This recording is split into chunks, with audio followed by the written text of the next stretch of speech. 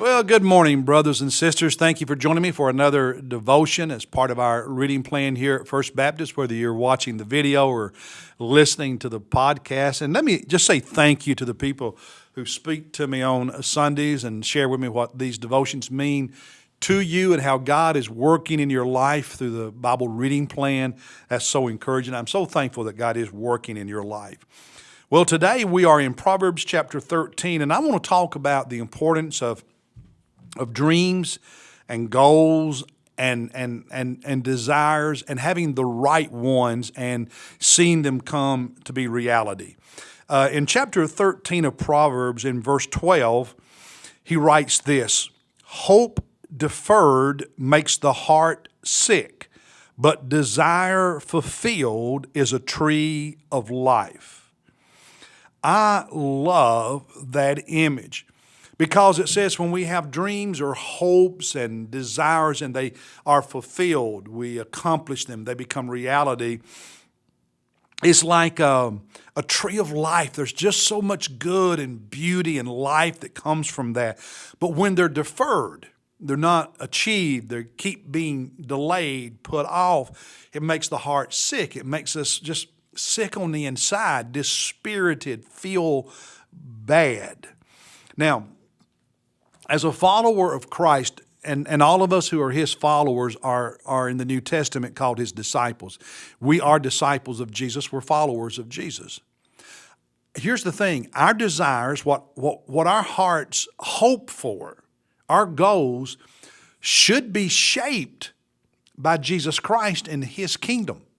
That's what Jesus meant in the Sermon on the Mount in Matthew 5 when He said, "Seek first God's kingdom and God's righteousness." So our goals, if our goals and dreams and wishes all have to do with physical health and weight, as important as that is, with financial security, as important as that is, with jobs and careers, as important as that is, then we really don't have dreams and hopes that are shaped by Jesus.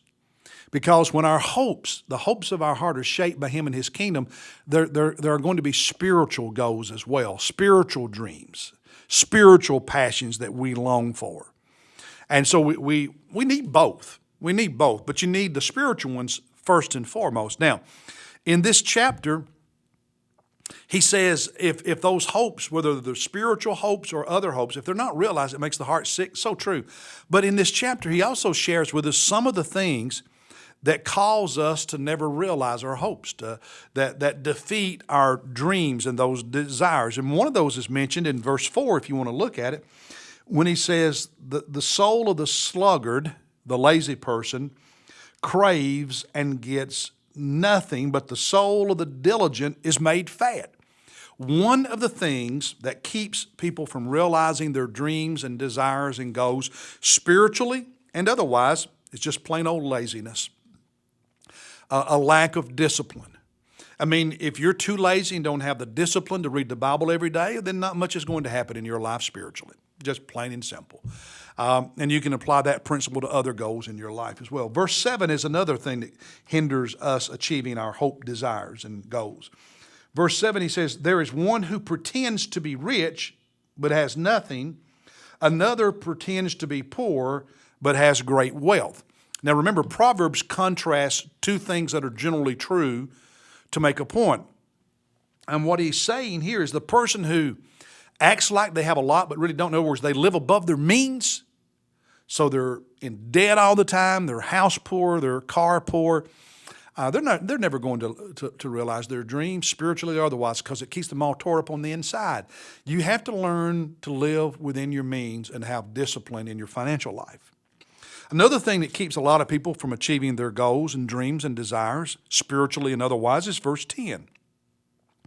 He says, "Through insolence comes nothing but strife, but wisdom is with those who receive counsel." If you're a know-it-all, you don't listen to anybody, you don't seek advice from people who are more experienced than you, who are smarter than you, more spiritual than you, then you're always going to keep coming up short.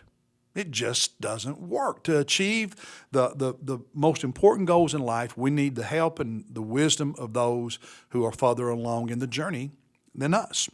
And then one last one that keeps us from or hinders us from achieving our dreams and desires and goals spiritually and otherwise is verse 20. In verse 20, he says, he who walks with wise men will be wise, but the companion of fools will suffer harm. Who you hang out with matters. You see, people are either going to encourage and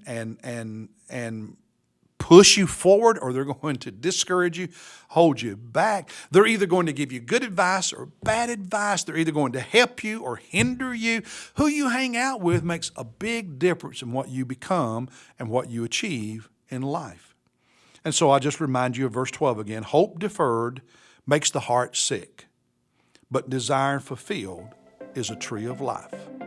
I hope you are making good decisions so that you are satisfied spiritually and otherwise on the inside and also in the eyes of Jesus. Hey, I'll see you tomorrow.